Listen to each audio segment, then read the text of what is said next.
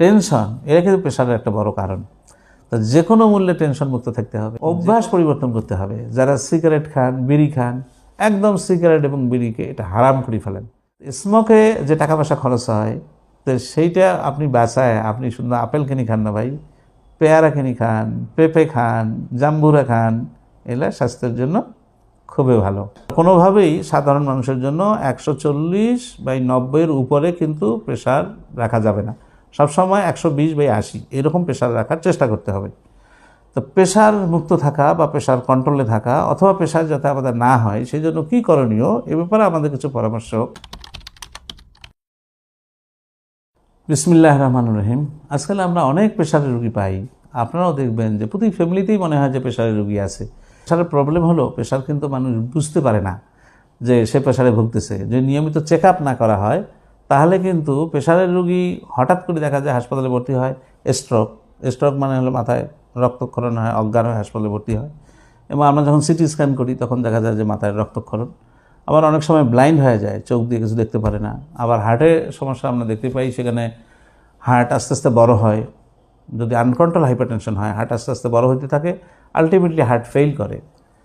এবং কোনো কোনো সময় এখানে করোনারি ভেসেল আছে, এটা আমরা ধমনী বলি, এই ধমনীর মাধ্যমে রক্ত চলাচল হয় হার্টে। সেখানে কিন্তু আস্তে আস্তে এটা ন্যারো হয়ে চিকন হয়ে যায়। চিকন হয়ে গেলে সেখানে রক্ত চলাচল আরও কমে যায়। এটা কিন্তু হাইপারটেনশন একটা আরও কারণ। ডায়াবেটিস এবং যারা ধূমপান করেন তাদের আরও বেশি হয়।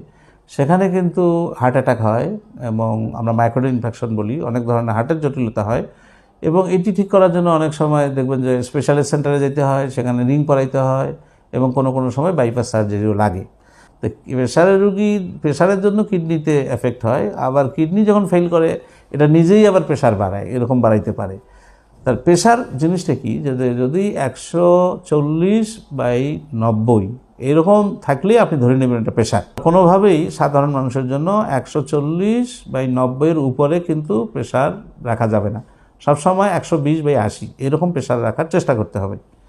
তো প্রেশার মুক্ত থাকা বা প্রেশার কন্ট্রোলে থাকা অথবা প্রেশার যাতে আমাদের না হয় সেই জন্য কী করণীয় এ ব্যাপারে আমাদের কিছু পরামর্শ।